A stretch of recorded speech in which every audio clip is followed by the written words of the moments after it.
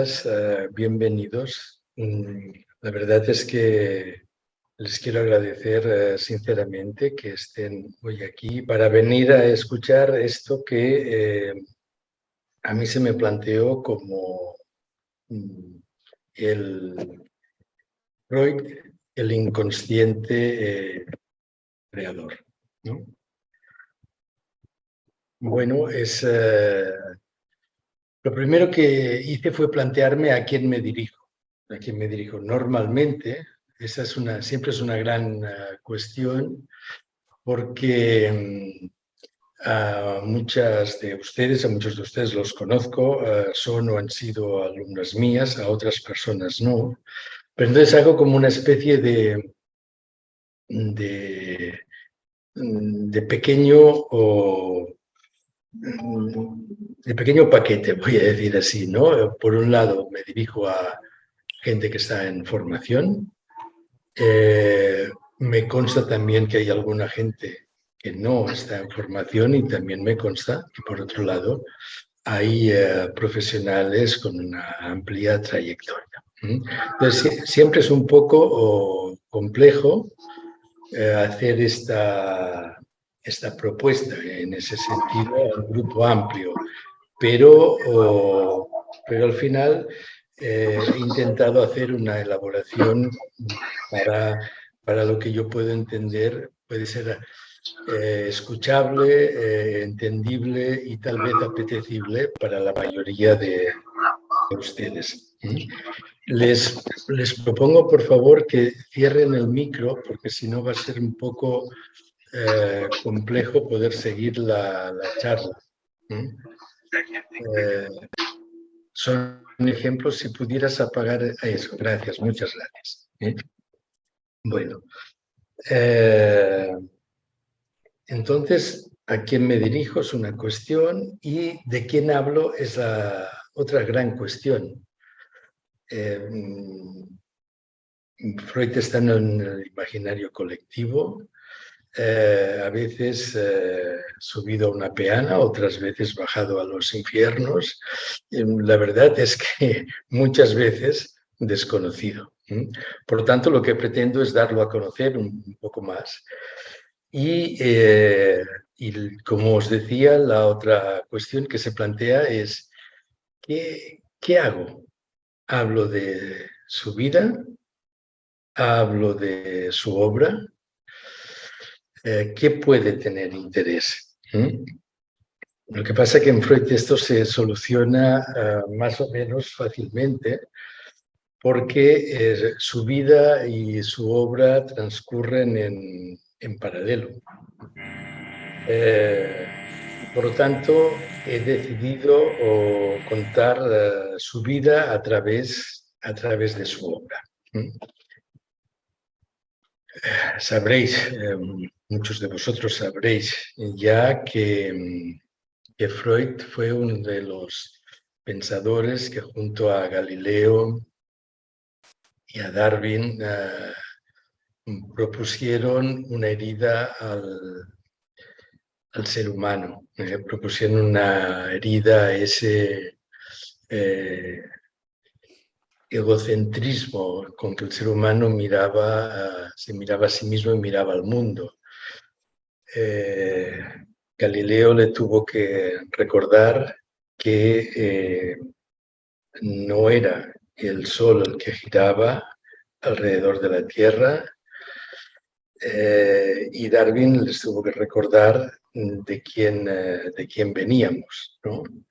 Heridas que han servido para ser capaces de desarrollar toda una experiencia humanizadora que nos ha llevado con sus dificultades, con sus trabazones, pero también con sus ilusiones y sus conquistas a estar en el momento en el que estamos de nuestra humanidad. ¿Freud qué hizo? Freud infligió una tercera herida. Dijo que el hombre no era el dueño y señor de una comprensión que podía permitirle conocerse, cuando instauró la idea del inconsciente, que no era algo que Freud hubiera traído, pero que él lo articuló de otra manera bien propia, bien distinta. Le vino a decir que había una parte de él, del ser humano, que lo constituía y al cual no tenía acceso. No tenía acceso si no era a través de efectos como los lapsus, como los sueños, como lo vivido en la transferencia. Por lo tanto, imaginemos un yo que se cree a través de un discurso plenipotenciario del conocimiento de sí mismo y que Freud le viene a decir que no, que una parte muy importante de él, y seguramente no la menos importante, orienta la vida. Que lo que hace es que propone, sin que lo conozcamos, propone elecciones inconscientes que son las que orientan nuestra existencia. Por lo tanto, también fue denominado alguno de los filósofos del no. Junto, eso ya sería entrar en otro discurso, con Nietzsche y con Marx. Bueno,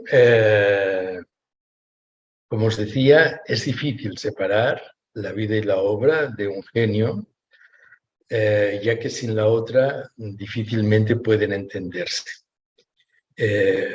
Sin embargo, Freud fue un genio en su obra y se las arregló para estar presente en su vida, de modo que esta vida no desmintiera la obra que él iba generando. Nació en el 1856 en una aldea de Moravia, en Freiberg, y se trasladó siendo muy niño a Viena por problemas económicos y familiares de su padre, fundamentalmente. Viena en ese momento era la capital del Imperio Austrohúngaro y era una ciudad que bullía intelectualmente, culturalmente. Ahí fue a insertarse, aunque él siempre vivió un poco al lado de todo eso. Y luego veréis por qué lo digo. Estudió en el Spell Gymnasium y fue un alumno brillante, se puede decir, y conoció los clásicos. Conoció a los grandes autores, Homero, Plutarco, bueno, y de ahí tuvo un gusto por la lectura y por el conocimiento, también a través de la literatura, que no la abandonaría. Él fue un gran escritor. Pensad que en el 1930 le fue concedido el premio Goethe. Bueno, él de pequeño va a cursar sus estudios secundarios y no sabe muy bien cuál es su vocación, hacia dónde encaminarse. Seguramente él hubiera sido por gusto investigador, incluso profesor, pero en esos tiempos, para poder acceder a este tipo de trabajos profesionales, se necesitaba dinero y él no lo tenía. Se decide, por lo tanto, hacia la medicina, y ahí son estas cuestiones en la vida, ¿no? Uno parece que no escoge, y seguramente Freud no escogió de entrada respecto a su deseo, pero cuando pudo hacer pie en algo que generó no solo una gran curiosidad en él, sino un gran interrogante, fue de cabeza hacia ello, hacia ver de qué se trataba. Bueno, nunca las dificultades económicas, sin embargo, abandonarían a Freud hasta muy avanzado en su vida, y eso también va a tener consecuencias en sus obras. Sabemos que cuando estudió medicina realizó notables trabajos en el laboratorio de investigación con Bruck, con cortes del sistema nervioso. Fue un trabajador concienzudo. Él decía, por ejemplo, que para lograr algo, y para él tenía mucha importancia lograr el reconocimiento que le fue negado durante mucho tiempo en su vida, había que trabajar como un animal, había que trabajar con tanta intensidad como lo hacía un animal y a veces tan a ciegas como lo hacía un, un animal. ¿Por qué? ¿Por qué? Porque decía, a veces es cuando uno no ve hacia dónde va, dónde se logra encontrar el hilo que nos llevará a los grandes descubrimientos. Bueno, recibe una beca para ir a París, conoce a Charcot. Charcot tenía 60 años entonces, y veréis que la idea del padre, de la relación con el padre, va a estar siempre sobrevolando su lugar en la vida y también su relación con su obra y con sus descubrimientos. Ve a Charcot, el trabajo que hace Charcot, que desarrolla ataques histéricos a partir de la hipnosis, y luego en Nancy asiste a experiencias donde precisamente se utilizaba el hipnotismo. Allí presenció algo que le llamó mucho la atención, que era que una orden dada a una persona bajo hipnosis, cuando salía del proceso hipnótico, después esa orden era reproducida. Por ejemplo, el médico que lo había hipnotizado le decía, cuando usted esté libre de la hipnosis, en un momento dado, cogerá y cogerá el paraguas, lo abrirá. Y efectivamente salía de la hipnosis, lo rescataba, y este hombre miraba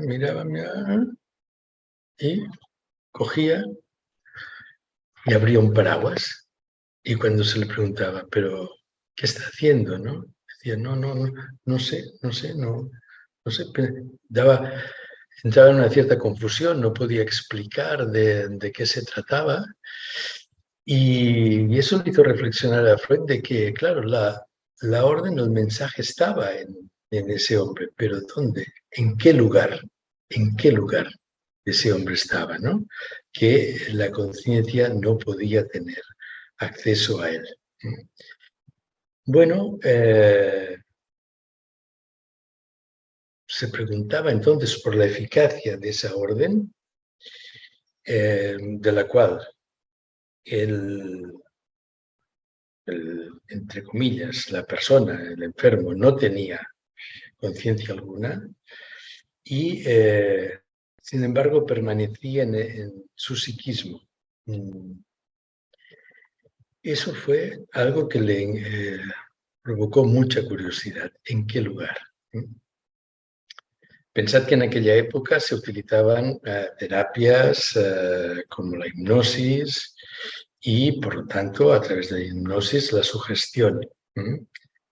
Pero eso anulaba la voluntad del paciente y a Freud nunca le gustó, no le gustaron esas técnicas.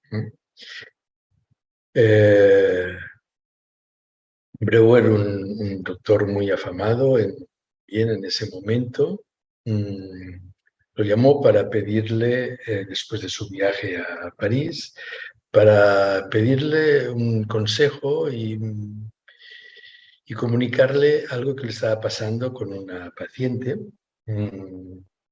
Ana O, en realidad Berta Pappenheim, que eso quedaría en el gran rótulo del desarrollo del psicoanálisis como Ana.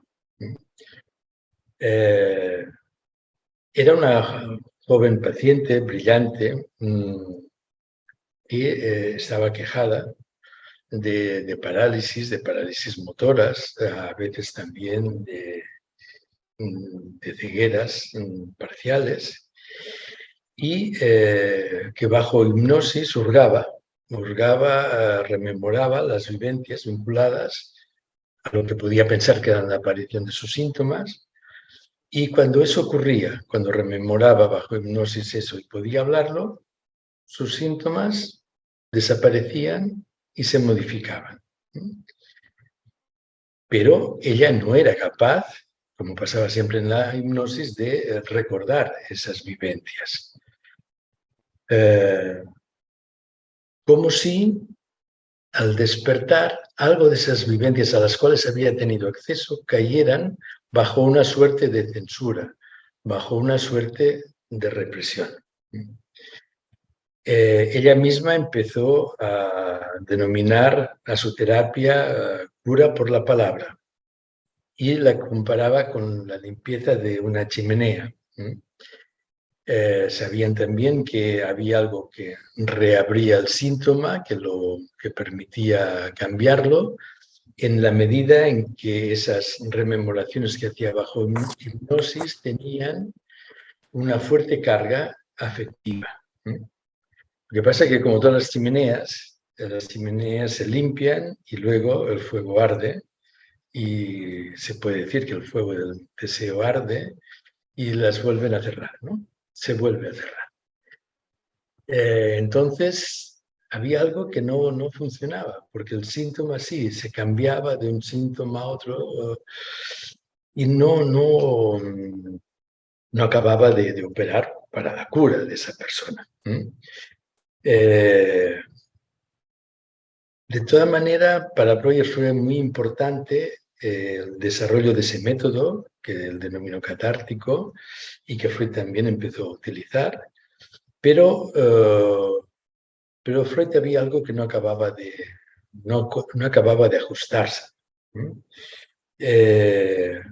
Porque no le gustaba, como decía, que el otro tuviera que suprimir su voluntad para aparentemente curarse.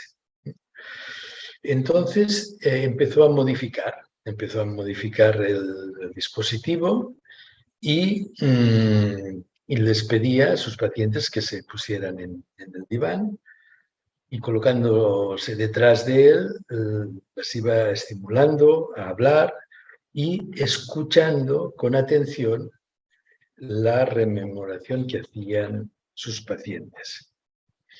Eso de escuchar con atención parece algo muy sencillo, pero no lo es, porque, como bien sabréis la mayoría de vosotras, el psicoanálisis tiene dos reglas fundamentales. Una regla que se aplica al analizante, que es: diga usted lo que le pase por el pensamiento sin poner censura.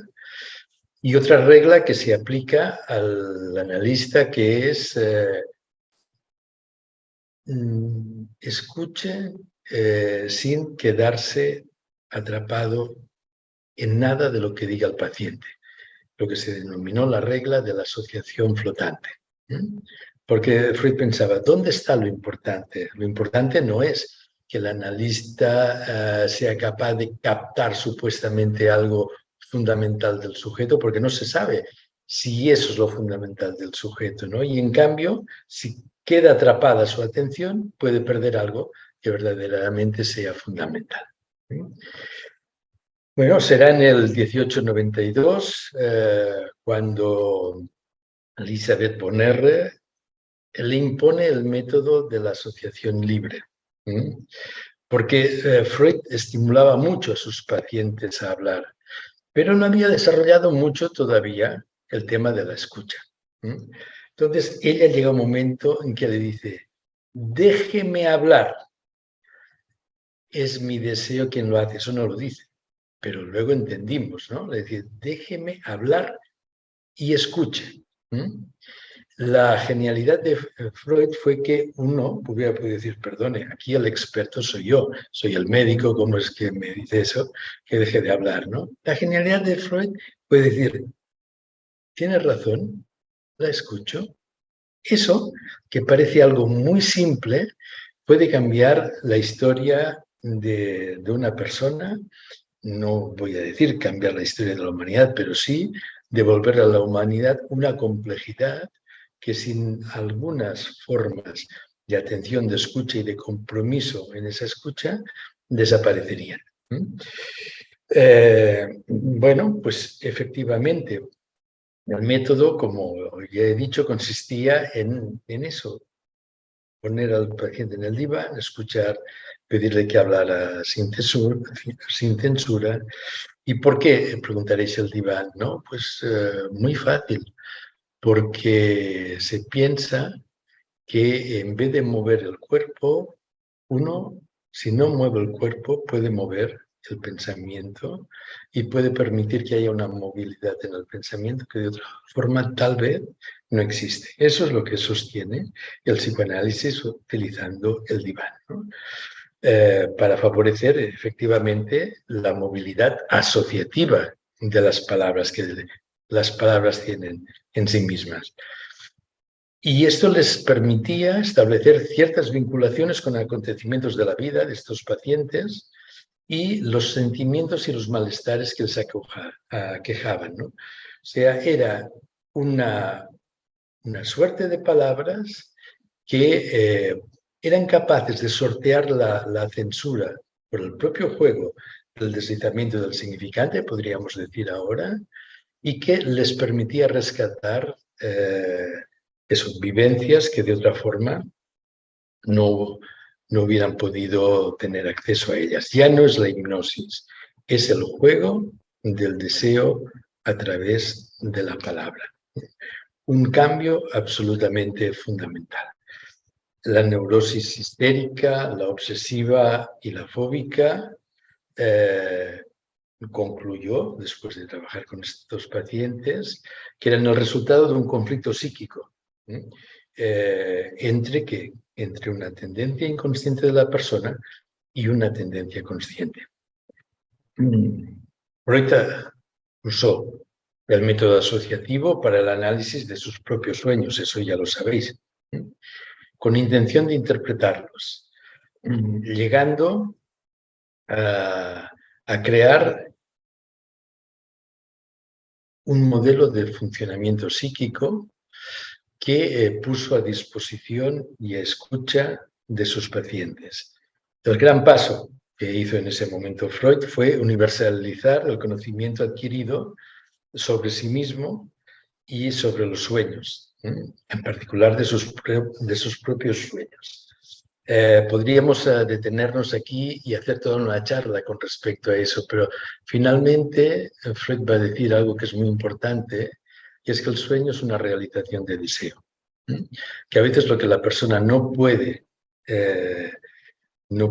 acabar de decidirse por lo que fuere, porque moralmente no le es permitido o porque cree que puede tener consecuencias al librarse a su deseo, el sueño lo escenifica y lo vive. Y otra vez, la punta y la cuestión y la atención a eso que es el juego del deseo y del deseo inconsciente. Bueno, y otra vez la pregunta, ¿por qué el paciente en la vida diurna olvidaba los sueños, ¿no? Olvida los sueños. Pero esto ya no es de los pacientes, esto nosotros mismos. Lo sabemos que cuando despertamos y recordamos algo de lo soñado, parece como si ese sueño poco a poco se fuera diluyendo, y al final casi desaparece, ¿no? Hay una elaboración secundaria, o sea, lo que recordamos no es lo que hemos soñado, pero luego hay una deformación del recuerdo sobre lo soñado. Si no hay incluso una escritura, y a veces con la escritura también se pierde la frescura del sueño, todo eso cae bajo, ¿qué? Bajo la represión, bajo la censura. Bueno, un dato más para darle esa fuerza que tiene en el ser humano, ¿no? ¿Qué pasa entonces cuando soñamos? ¿Qué vida anímica, qué pensamientos inconscientes habitan en él? ¿Mm? ¿Qué realización de deseo se ejerce en el sueño? Entre lo manifiesto y lo latente, por lo tanto, la censura, y postulará que en el psiquismo toda representación viene acompañada de una energía que es capaz de facilitar el acceso a la conciencia de determinadas representaciones o no. Bueno, ese concepto que va a estar en la base de todo, es el concepto de pulsión. Un concepto que inerva lo corporal, el proceso genético evolutivo de todo ser humano y la palabra. Pensará que las pulsiones tienen la función de mantener el organismo con vida. En la primera teoría de las pulsiones las nombrará de autoconservación. Aquellas que se dirigen a poder obtener el objeto de la necesidad. Por ejemplo, cuando uno tiene hambre, pues la comida, el pecho, la leche. Y sobre la pulsión de autoconservación, las pulsiones sexuales. ¿Qué quiere decir las pulsiones sexuales? Por ejemplo, quien observa a un niño, un lactante, verá que en un determinado momento, y antes de que empiece seguramente el lloro, la demanda del alimento, empiezan a mover los labios en una secuencia que se denomina de chupeteo. Luego intentaré explicar eso, pero avanzamos. El bebé toma el biberón o toma el pecho y cuando termina, esa secuencia de chupeteo sigue. ¿Por qué? No hay más necesidad de la leche, no hay más necesidad del objeto alimento. Es más, si se le vuelve a poner al pecho, se le da el biberón, el bebé no toma. Pero en cambio, esa secuencia del chupeteo por un tiempo sigue. ¿Qué piensa el psicoanálisis? El psicoanálisis lo que piensa es que ahí, en el contacto con el pezón o con la tetina, etcétera, hay una inervación de los labios, un poco del paladar, también de la lengua, que es una, se dice erogeneización. Queda inervado, queda investido. ¿Por qué? Por ese objeto de la necesidad. Y ante una tensión psíquica, por ejemplo, la deprivación de la glucosa en sangre, el bebé podrá reiniciar la secuencia del chupeteo para intentar aflojar esa tensión psíquica. Por lo tanto, veréis que es muy importante poder hacer esa diferenciación, y para el ser humano lo va a ser, entre necesidad y deseo, ya que el deseo también apunta a grandes logros como son la creación y la sublimación. Bueno, no me quiero extender mucho más en esto porque seguramente podríamos estar bastante tiempo. Pero si hablamos de psicosexualidad, que de eso se trata, como he dicho, se apuntala en el objeto del deseo. y sobre ese objeto del deseo aparece, perdón, se apuntala en el objeto de la necesidad y sobre eso aparece el deseo. ¿Qué es el deseo? El deseo al final es la representación sensitiva de algo que ha sido fundamental para nosotros, que nos ha dado un lugar en la vida y se representa por su ausencia. El bebé cuando está con el chupeteo es obvio que no tiene ni el pecho ni, o puede no tenerlo, ni el pecho ni el biberón. Sin embargo, rememora, hay una rememoración que es de orden de lo psíquico y de lo somático. Y en ese lugar es donde aparece justamente una comprensión de cómo se articula la psicosexualidad en el hombre. ¿Qué va a decir Freud en una primera tópica? Que así como yo os he hablado de que uno puede evocar, y casi que puede evocar alucinatoriamente ese objeto del deseo que no existe más, pero que puede calmarlo, va a decir, bueno, el hombre está dominado por dos grandes principios, el principio del placer y el principio de realidad, ¿no? El principio del placer lo que hará es que cuando hay tensión, uno buscará la vía facilitada para poder descargarla. Y el principio de realidad intentará darle un recorrido más largo a esa descarga para poder justamente relacionarse con el entorno y con los otros. Bueno,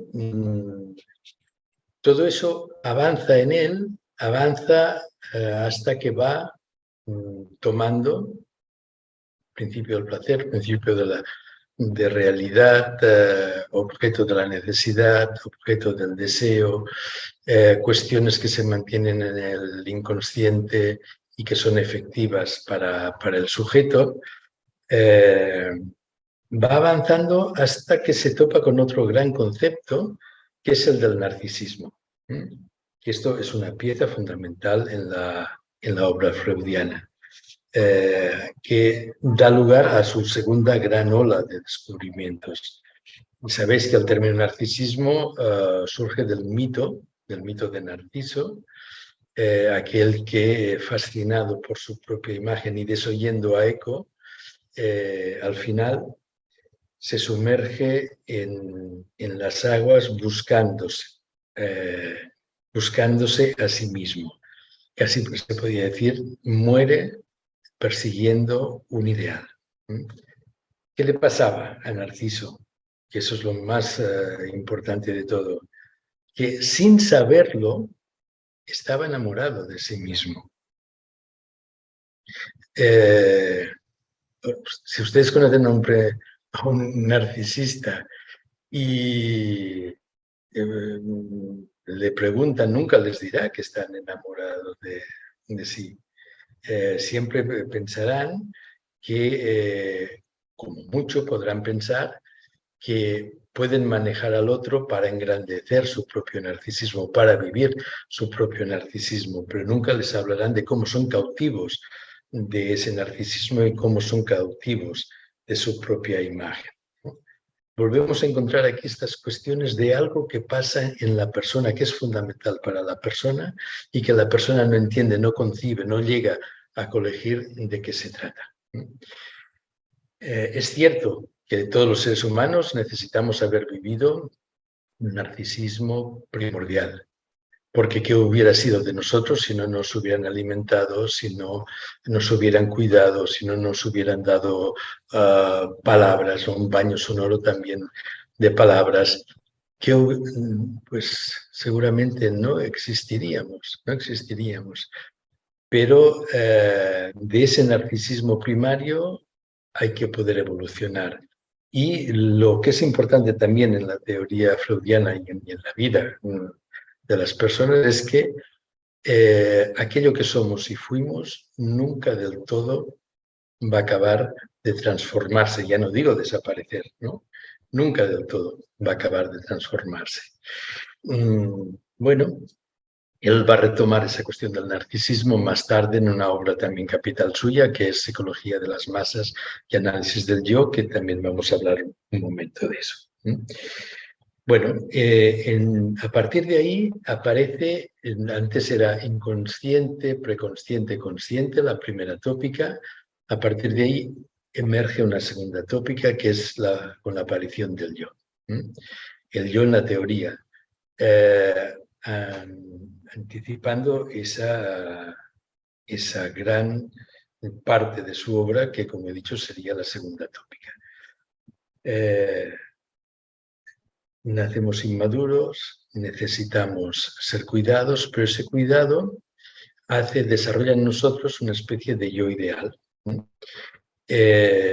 Y es muy difícil para un bebé pensar, sentir obviamente también, pero que hay algo que no es él, ¿no? Para un bebé hay una especie de yo ideal investido por la madre, en primer lugar, por el padre también, donde todo es él, ¿no? Y ese él, ese yo, es la medida no solo de sí mismo, sino de lo que será la vida adulta y de lo que serán las relaciones con nosotros. Quiero hacer una acotación. Veis que hay pasajes en la teoría de los que seguramente voy muy rápido porque para leer a Freud en profundidad harían falta un mínimo de 4 o 5 años de lectura sostenida, pero vais viendo que hablábamos primera tópica, inconsciente, preconsciente, consciente, segunda tópica que estará formada por el ello, por el yo y por el superyo.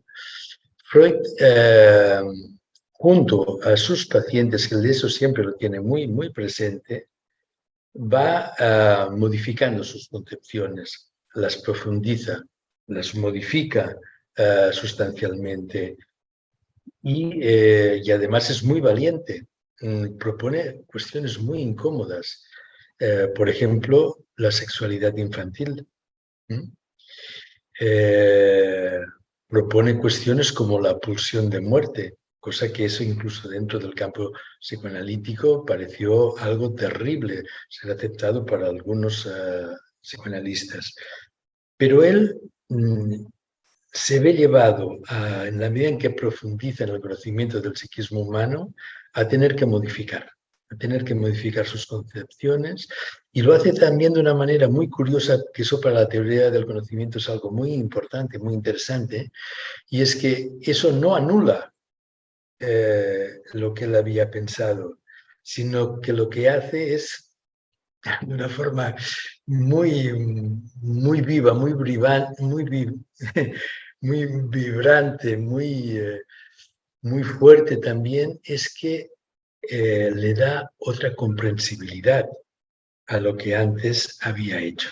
Esa es una de las cuestiones más preciosas de la forma, del pensamiento, del quehacer freudiano.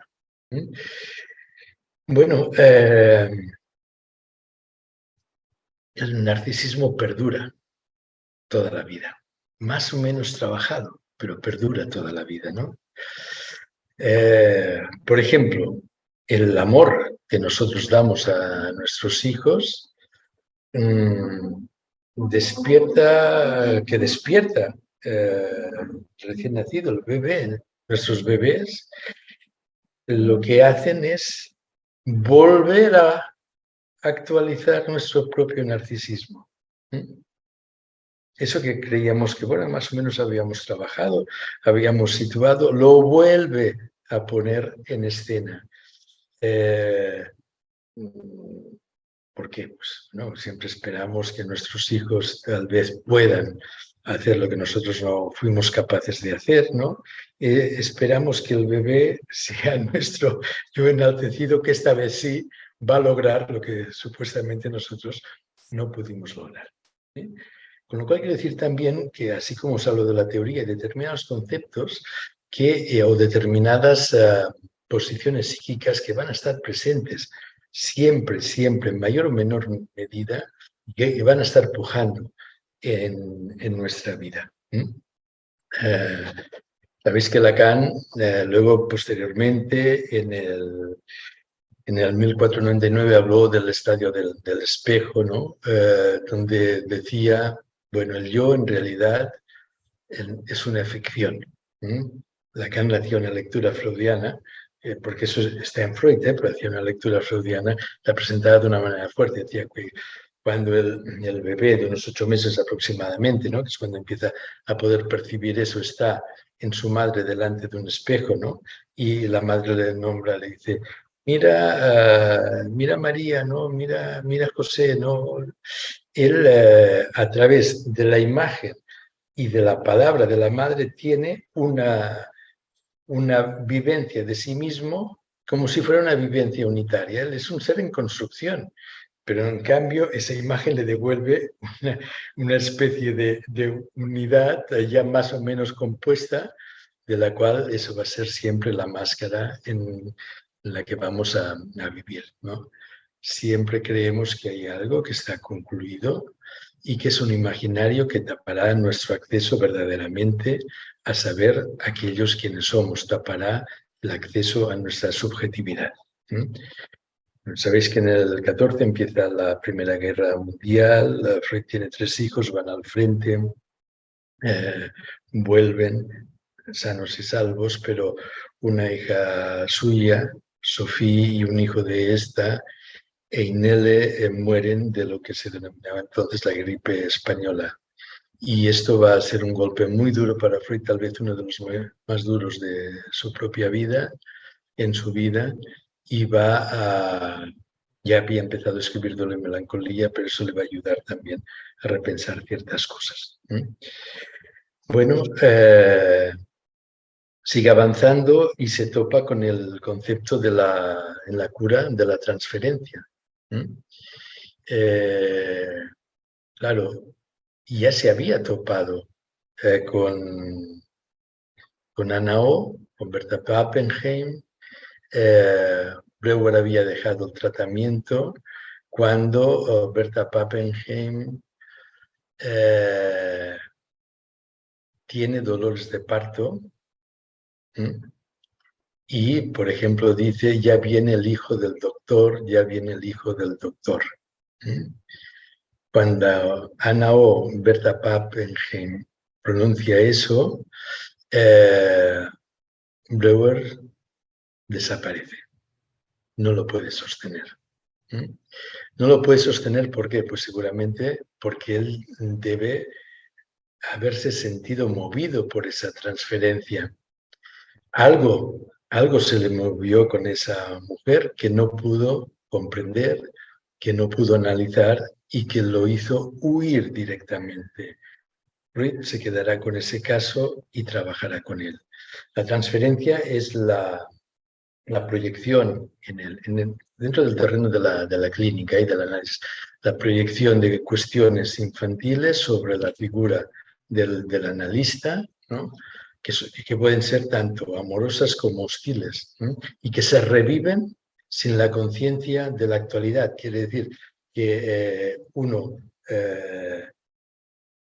no lo he formulado correctamente, que se reviven sin la conciencia de que lo que está pasando no es actual, sino que tiene que ver con su pasado infantil. Esta es la cuestión fundamental. La transferencia quema, propone, seduce, agrede, y el analista tiene que saber que esto no está no es a él a quien se lo dirige, sino a una representación de él, casi se podría decir, con una representación porque escenifica esos deseos infantiles. Entonces, el trabajo del psicoanalista es descubrir ese juego de la transferencia, reconocerlo, no obedecerla, no actuarlo, ¿no? No actuarlo amorosamente ni odiosamente, y no interpretarlo. Hay mucha gente que sostiene que uno de los estatutos más poco afortunados del psicoanálisis es la interpretación.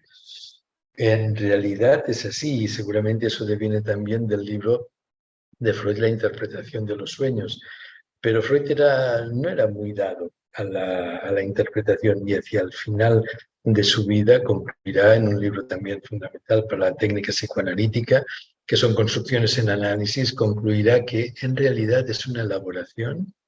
Lo fundamental, lo que permite cambios en la persona es la elaboración conjunta que se hace entre analizante y analista. No la interpretación que el analista hace sobre lo que le pasa al analizante. Pero hay que, para eso, para no obedecer el juego de la transferencia, hay que poder descubrirlo. Y no actuarlo y no interpretar, porque pueden estarse abriendo procesos muy interesantes en el analizante y una interpretación puede limitar la libertad asociativa y puede conculcar la capacidad de elaboración del pensamiento propio de la persona, que eso es absolutamente lo fundamental, que se pretende lograr en una situación analítica. Bueno, por eso también ya vais viendo que el psicoanálisis es una posición ética. Es una posición ética ante el reconocimiento del deseo, que es radical y heterodoxamente propio de cada sujeto y que uno no debe poder abstenerse de manipular. Vemos que deja la sugestión, la hipnosis, ¿no? Toda manipulación a Freud le va a resultar no pertinente y aún diría que desagradable. Bueno, pero esa forma de ética le va a permitir, pudiendo entrar cada vez más en el conocimiento de lo que es el psiquismo, y le va a permitir conocer, va a hacer una investigación sobre la naturaleza del hombre. En realidad el psicoanálisis es una investigación sobre esa naturaleza del hombre que al final, como tal investigación, con esa escucha y con esa posición ética, lo que hace es acabar siendo una terapia para el hombre.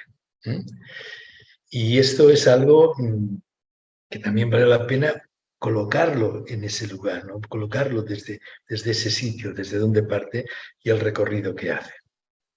Y eso permite entender al ser humano, comprender su psiquismo, comprender los lazos que tiene con el otro, con la vida, y poder también permitir apreciar muchas cosas que seguramente si no, no apreciaríamos. Bueno, voy a saltar algunas cuestiones porque veo que se nos va avanzando el tiempo. Bueno, pero sí quiero nombrar algo más. El modelo de la segunda tópica, ¿no? El modelo del ello, que sería el reservorio de esos deseos infantiles, vamos a decir así. El yo y el superyo. Y como os decía, en un primer lugar, parece que el yo sea un conocedor plenipotenciario de quién somos. Pero Freud va a decir, desde luego el yo y la conciencia, porque aparte del yo es inconsciente para Freud, la conciencia es tal vez una de las mejores herramientas que tenemos en nuestra humanización. Pero el yo en realidad es aunque tiene una gran capacidad de síntesis y puede integrar muchos aspectos de la vida, sirve a tres amos. Sirve al ello, sirve al superyo y sirve a la realidad.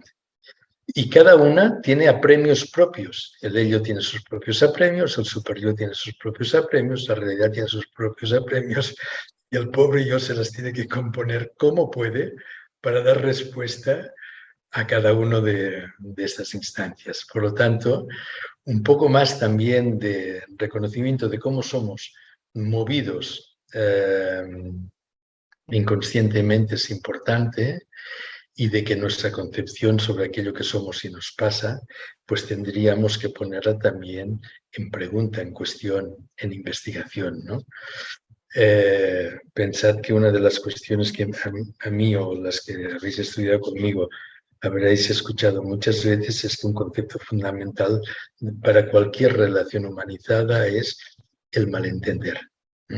Si damos las cosas por comprendidas, por entendidas, la confusión aumenta a niveles estratosféricos. Hay que procurar entender cuáles son los malentendidos que rigen las relaciones humanas. Bueno,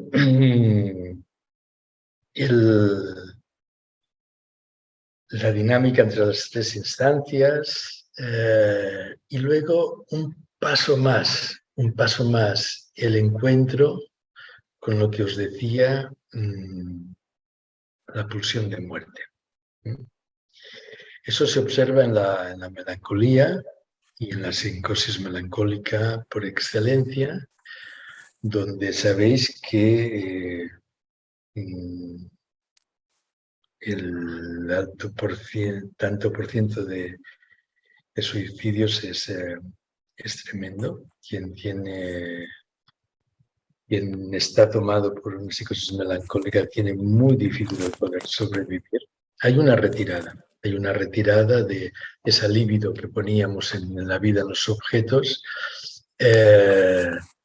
Bueno, a veces voy a decirlo de otro modo, la libido puede estar retirada un poco del mundo exterior, pero puede investir, vamos a decir así, las representaciones, los vínculos, ¿no?, que hemos tenido con las otras personas, etc.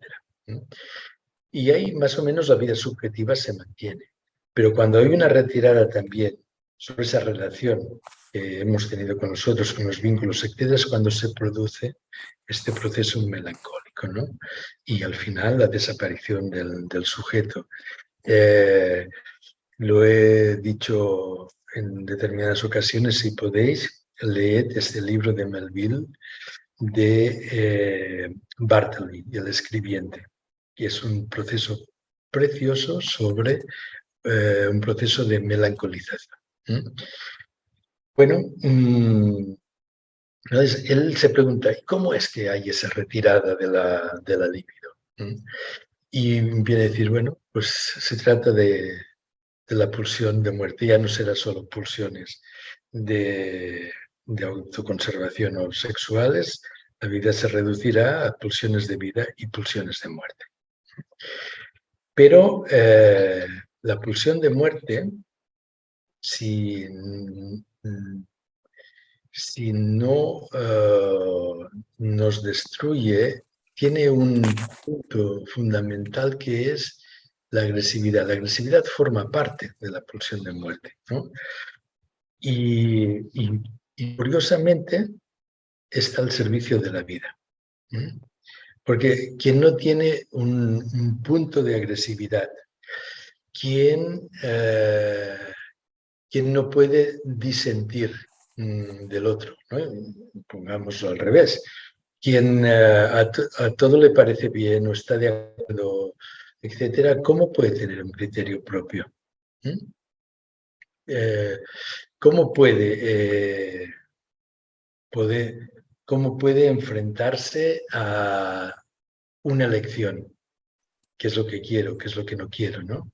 Hace falta eso, hace falta la agresividad que forma parte de la pulsión de muerte, como digo, es necesaria para la vida y eso lo vamos a ver también. Eso reabre muchas veces una vida cerrada con una contingencia absolutamente limitada y le da otras oportunidades. Bueno, y ayuda a mantener la organización psíquica con esa también capacidad de elección. Bueno,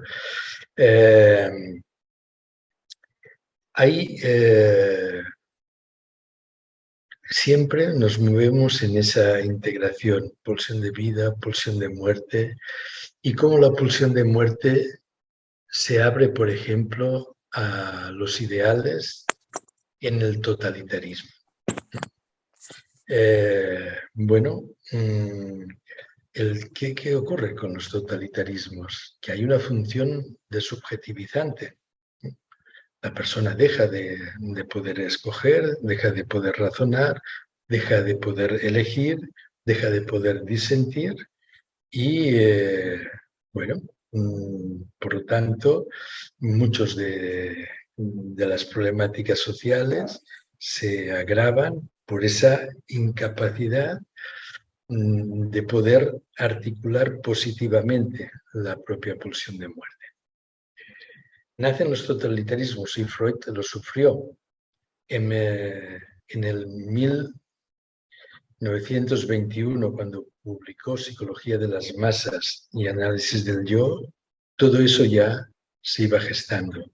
Recordad que Benito Mussolini, en el otoño del año siguiente, en el 22, hizo su célebre marcha a Roma, que le llevó al poder. En el 23, Adolf Hitler hizo el Punch de Múnich.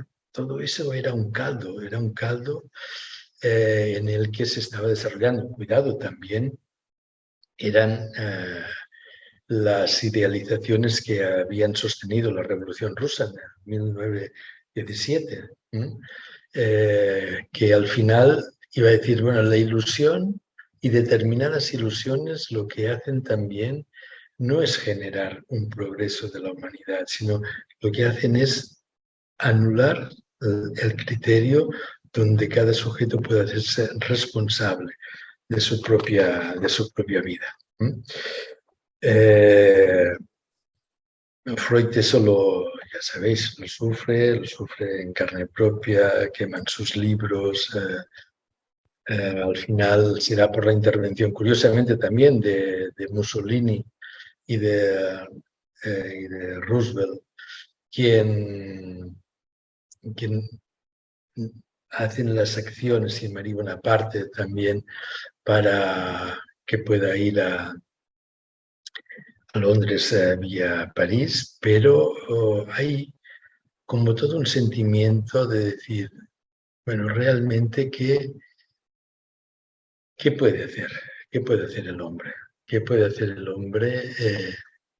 Y la respuesta de Freud es no qué puede hacer el hombre colectivamente. Él, por ejemplo, veía con simpatía lo que era la Revolución Rusa, pero la tildaba de un poco utópica. Incluso con la correspondencia con Einstein, donde él le pregunta por el hombre y por el porvenir de la humanidad, ahora que la ciencia, ¿no?, está desarrollándose de manera acelerada. Él dice, el hombre siempre va a ser igual, siempre va a tener una tendencia a destruirse, ya sea en guerras, ya sea anulando su propia subjetividad. Eso no es pesimismo, eso es responsabilidad delante de cada uno no para buscar un encaje, no para buscar una explicación fuera de él, donde nosotros encajamos. A eso me gusta, eso no me gusta, eso me interesa, eso no me interesa. Ese no es el trabajo psíquico al que Freud apuntaba. No es encontrar un encaje en el exterior, sino encontrar una posibilidad de sostenerse en la propia interrogación, en la propia duda, en la capacidad de desarrollar un pensamiento, en la capacidad de sublimar nuestras pasiones, en la capacidad de crear. Freud va a decir, pero bueno, esa cuestión de los totalitarismos, ¿no? El nosotros se construye contra los otros. Pero sí, claro, nosotros nos hemos identificado por nuestros padres, pero también por nuestros maestros, los amigos, la gente a la que hemos leído, ¿no?, con quien hemos trabajado. O sea, somos el producto maravilloso de múltiples identificaciones, si me permitís, de un gran mestizaje identificatorio. ¿Cómo vamos a sostener nosotros, los otros, ¿no? ¿Cómo vamos a sostener un totalitarismo del pensamiento que sea eso, que sea desubjetivizante? Bueno, él tuvo una conciencia muy clara. Eh, el- que para encontrar el sentido a través del análisis hace falta un trabajo asociativo que sobrepase la frontera de lo aparente, de lo inmediato, que vaya un poco más allá. Y también dice, nunca se va a llegar al fondo. No es ese el objetivo es producir un trabajo psíquico. Porque además, fijaros que si se pudiera, es que las lecturas sociales que propone el psicoanálisis son muy interesantes. Dice, si fuera tan fácil llegar al alcance de todo, de lo más recóndito, ¿qué podría pasar? Pues que desconfiáramos, ¿no? Es tan fácil llegar, pues a lo mejor es porque nos han manipulado. eh, Hace falta un trabajo para encontrar que lo que hacemos lo hemos construido nosotros, nos pertenece. Esa es la propuesta, esa es la gran propuesta freudiana. Ya digo, porque si no, bueno, hay formas. Antes hablábamos de totalitarismos, ahora, perdonadme, no quiero escandalizar a nadie, pero Freud va a decir, bueno, los ideales, ¿dónde están? Los ideales están en la religión, pero también están en la ciencia. ¿Y por qué la religión ha servido tanto tiempo a la humanidad? Pues ha servido porque nos permitía desculpabilizarnos, ¿no? Nosotros seguíamos unos preceptos y no éramos culpables. En todo caso, culpable sería quien nos decía lo que teníamos que hacer, ¿no? Siempre hay esa función de subjetivación. La ciencia también es un poco así, ¿no? No se preocupe, nosotros lo solucionamos. ¿Cómo? Claro que no estoy hablando en contra de los aportes científicos, ¿no? Lo que estoy diciendo es que Freud, el psicoanálisis, y aún yo, no porque yo sea para nada especial y relevante en ese pensamiento, pero uno no puede aspirar que el otro le solucione la vida.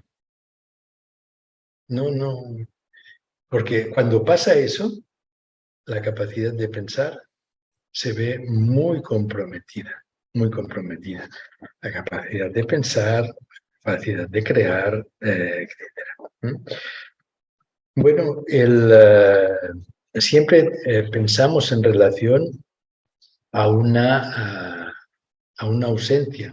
En realidad el mundo nos lo representamos y la capacidad de pensar tiene que ver con esa capacidad de representar imaginativamente la relación con el otro, pero también de contrastar si ese producto de nuestro pensamiento está en relación a la realidad o no, o lo que hace es sustituir esa realidad o sustituir a ese otro. Sabréis que hace unos años se habla de algo que parecía un gran invento, que era la mentalización.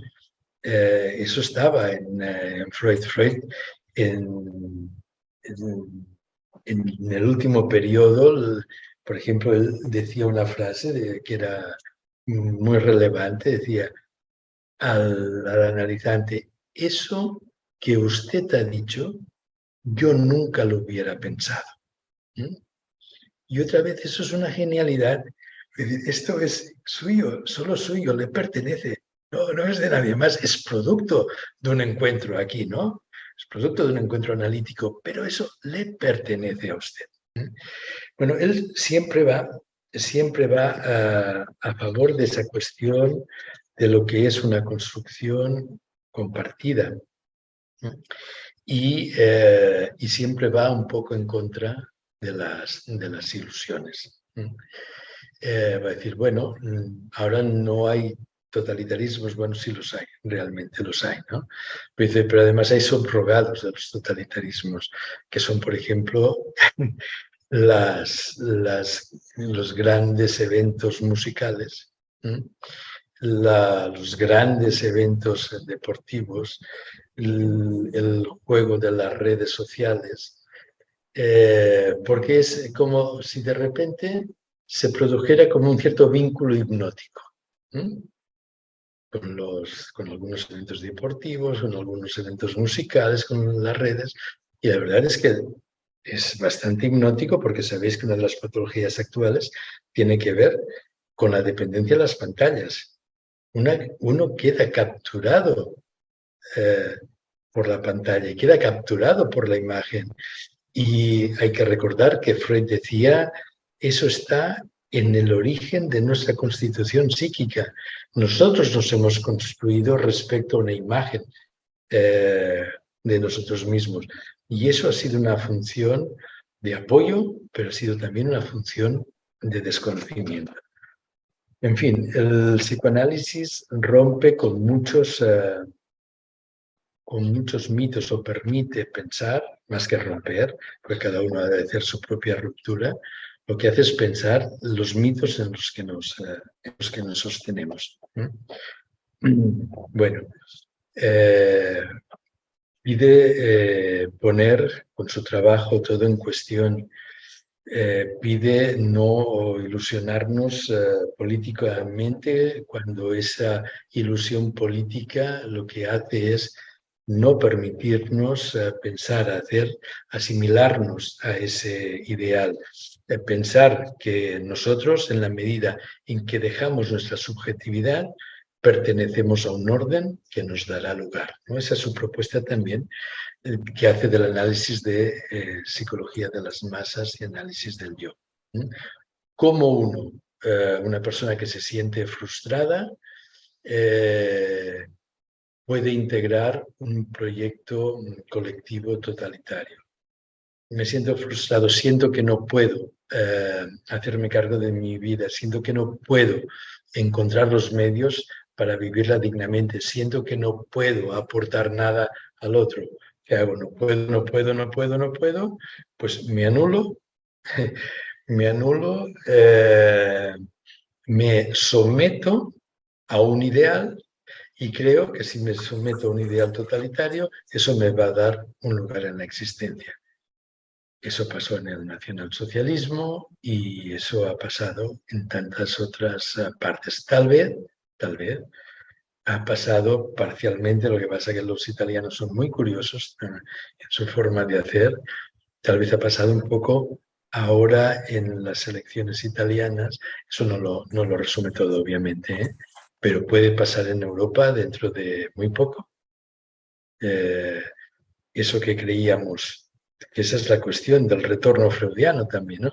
Eso que creíamos que ya está, que había pasado, que la humanidad había conquistado otras metas, otros medios, vuelve. Es posible que la extrema derecha la veamos en Francia, la veamos en Holanda, la veamos en Alemania.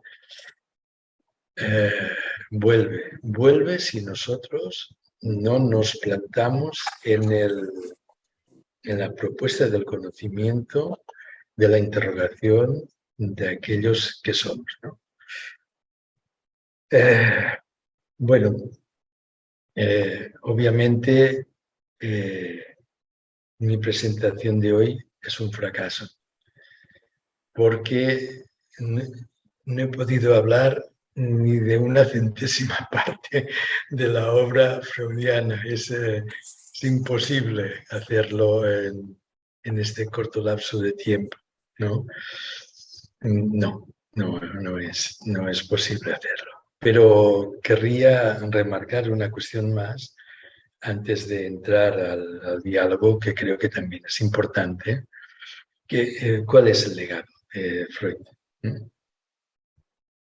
Para mí es muy sencillo. Su legado es el hombre frente a sí mismo, en la búsqueda de su subjetividad, que habrá de construir como un conocimiento íntimo de sí, sin buscar un lugar afuera que le diga quién es y dónde pueda encajar. Ese para mí es el gran legado freudiano, más allá de lo que es lo terapéutico y el conocimiento del hombre está derivado de ello, seguramente. Bueno, pues hasta aquí mi transmisión por ahora. Bien, vuestras cuestiones. Adelante.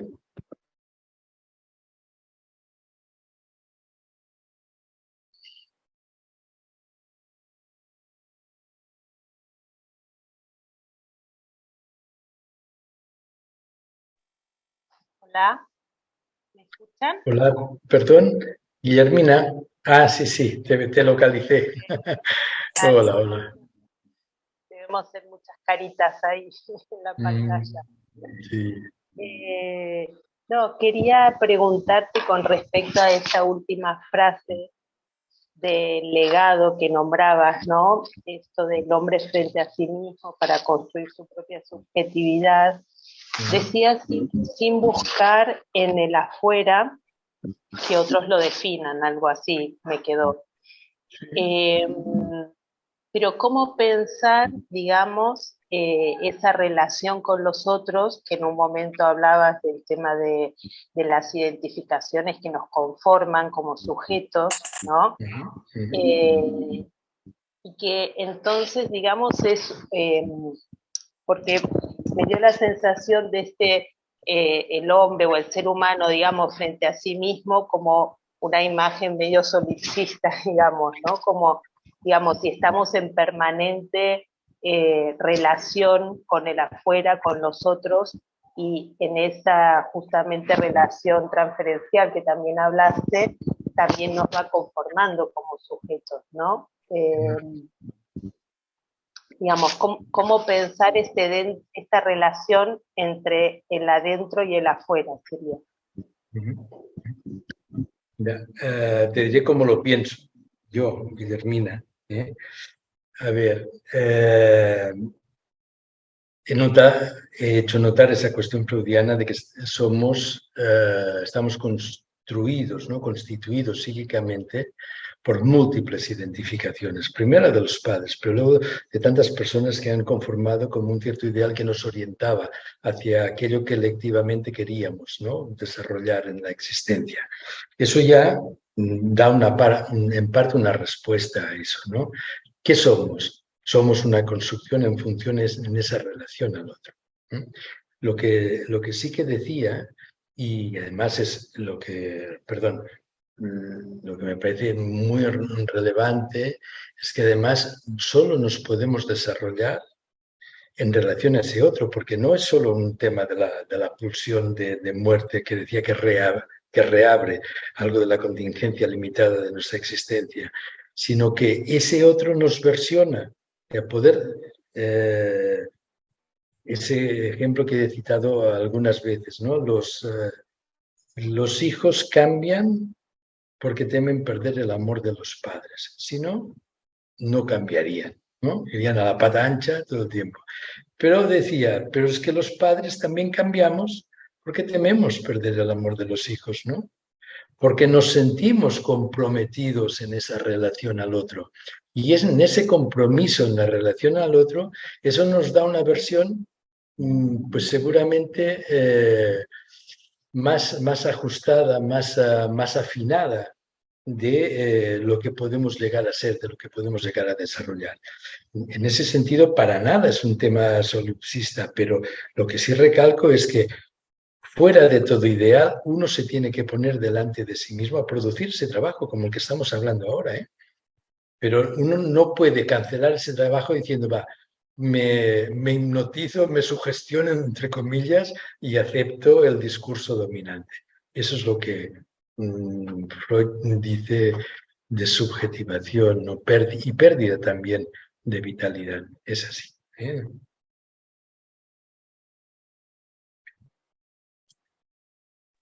Gracias. A ti, Guillermina.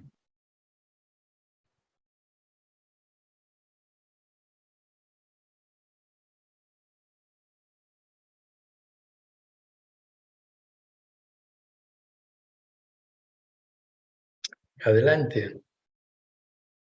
no hay que buscar la pregunta ingeniosa, no es, perdonad, es compartir, ¿qué pensáis, ¿no? ¿Qué os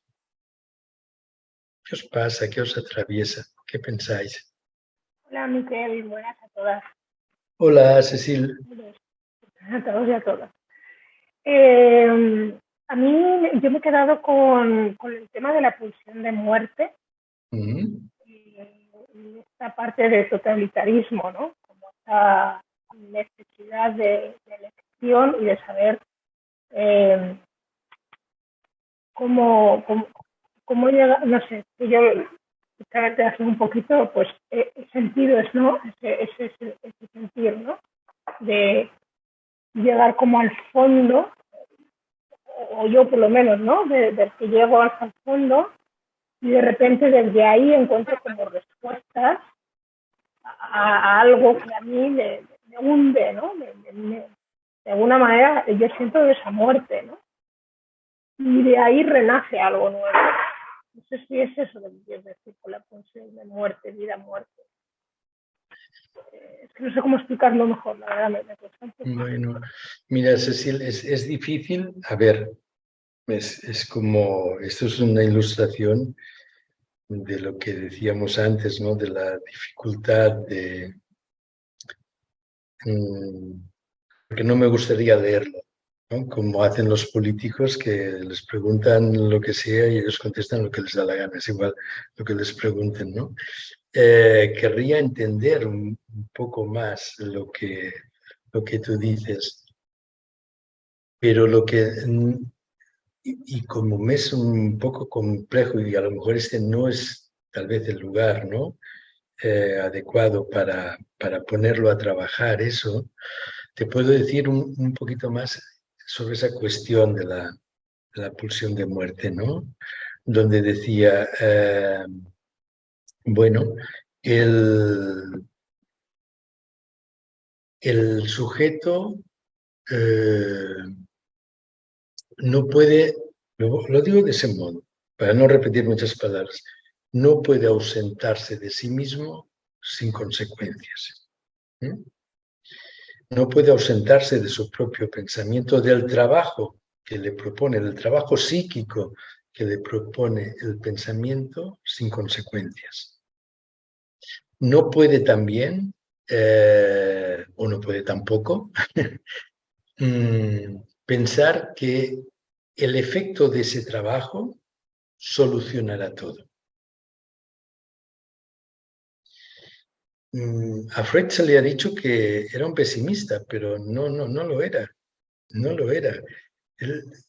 Situar las cosas en el lugar donde esas existen, me parece que él es un gran racionalista en el mejor sentido del término y, si me queréis, por eso mismo, positivista en el sentido de que da un modo de enfrentarse a aquellas cuestiones que nos hacen desaparecer como sujetos pensantes, como personas que tienen algo que aportar a la vida.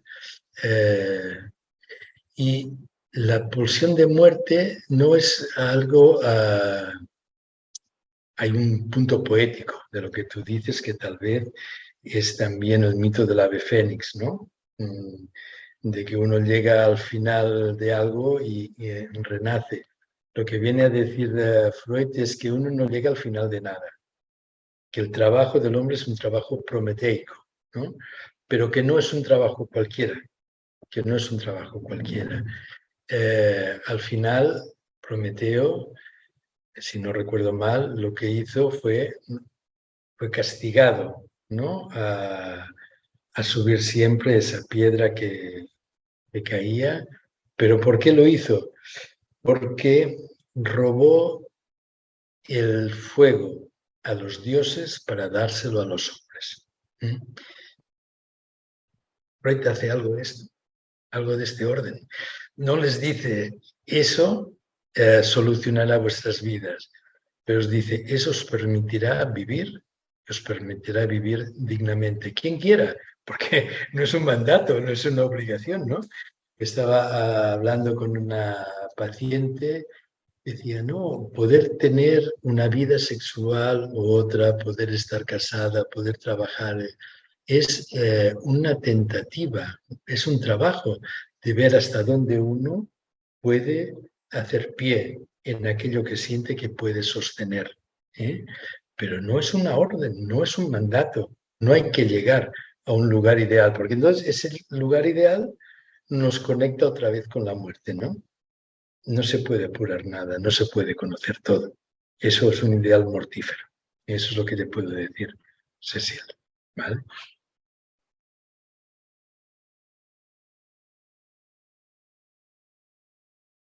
Miquel, a mí sí que me gustaría también Sí. hacer una pregunta.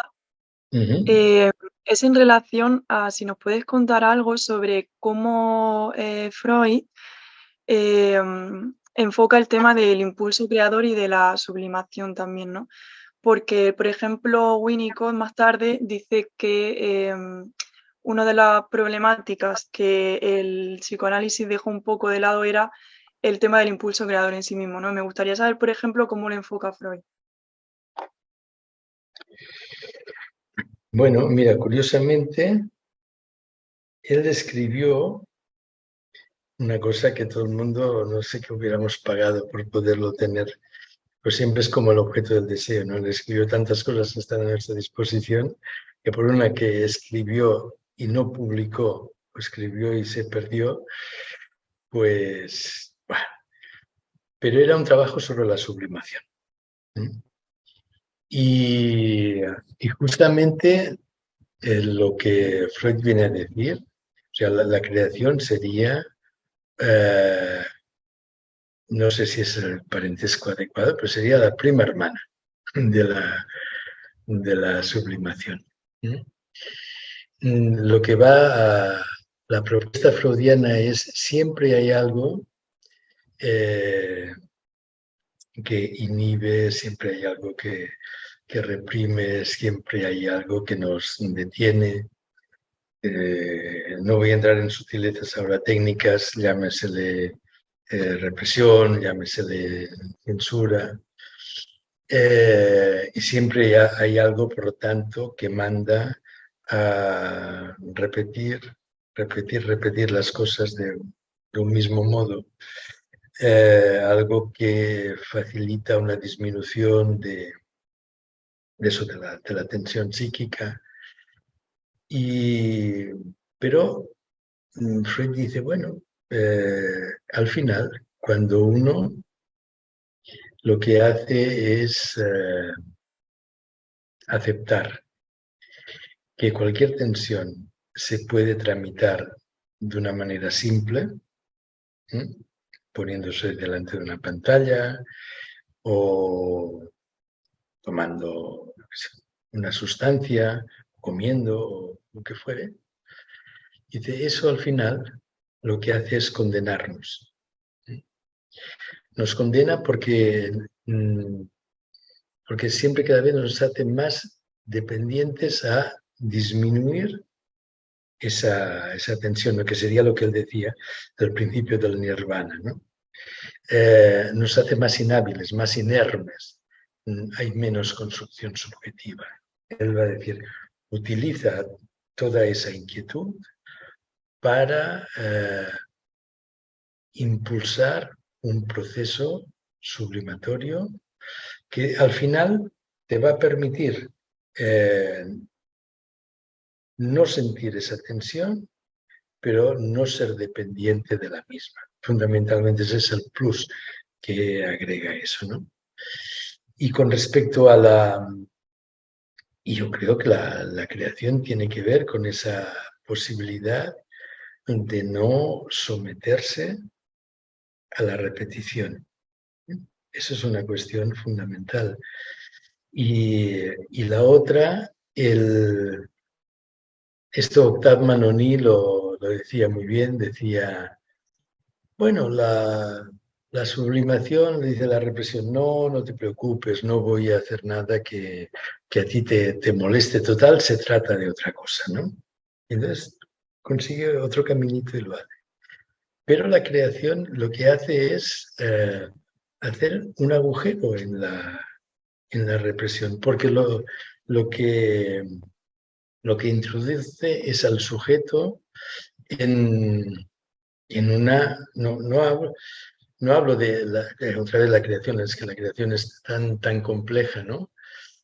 Pero podemos pensar que el acto creador se desarrolla en la discontinuidad de lo cotidiano, por ejemplo, en el uso desacostumbrado de los materiales, en una situación aperceptiva, que eso lo dice Winnicott, pero es un tema freudiano, en una posición aperceptiva, en una cierta temporalidad.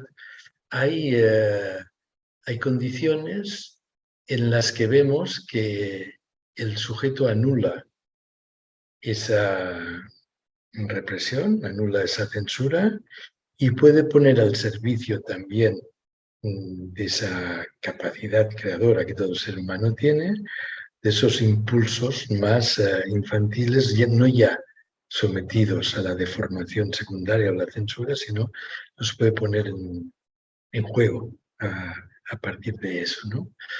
Pero otra vez hablar de lo que dice la creación o Freud y el psicoanálisis sobre la creación nos llevaría ahora a otro lugar. Yo no creo que la haya descuidado, yo creo que el propio concepto de lo que es la creación no es lo mismo el contexto cultural de Winnicott que el nuestro actual, obviamente, que el de Freud. Pero el mecanismo sobre el cual se asienta el proceso creador, que es la supresión, vamos a decir así, temporal de la censura y de la represión, eso es una cuestión freudiana. Pensad lo que decía Freud me parece que era en el poeta y el fantaseo, ¿no? Decía, ¿cuál es la diferencia entre el poeta y una persona en psicosis? Decía, ninguna. La persona en psicosis está perdido en su mundo, el poeta está perdido en su mundo, ¿no? Dice, bueno, en realidad solo hay una. Dice, y es que el poeta consigue encontrar una salida a su mundo y la persona en psicosis no, se queda en él, ¿no? Pero esa es una buena concepción freudiana también de lo que pasa en el proceso creador, ¿no? Y en la situación creadora.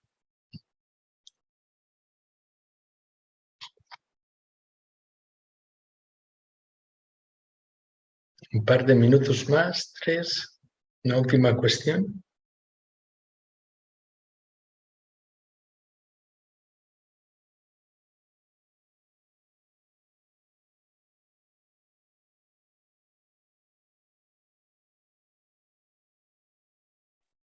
Hola, Miquel.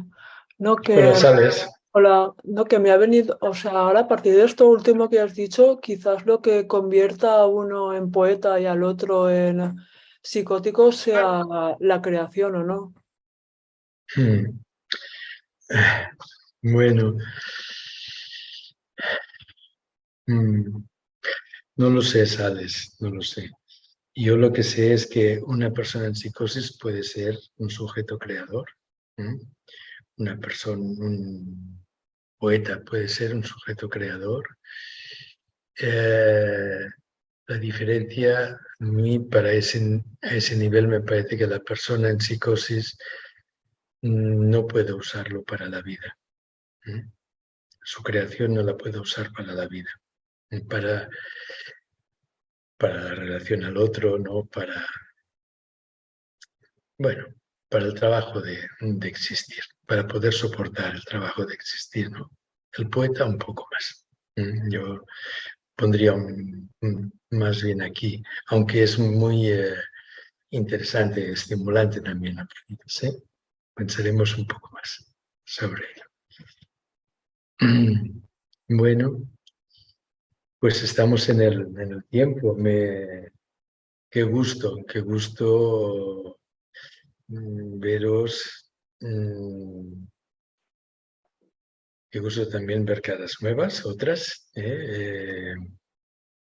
Y nada, espero que, aunque la mía haya sido una comunicación fracasada, cada uno pueda tomar algo en su provecho, en su propio provecho. Ese será vuestro trabajo.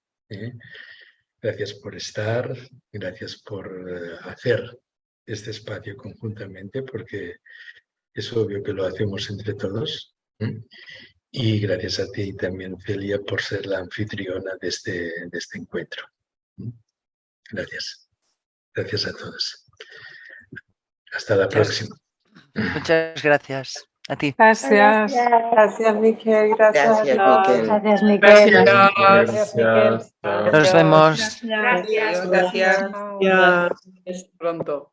Gracias, Miquel. Besos. Chao, Consuelo. Chao. Chao.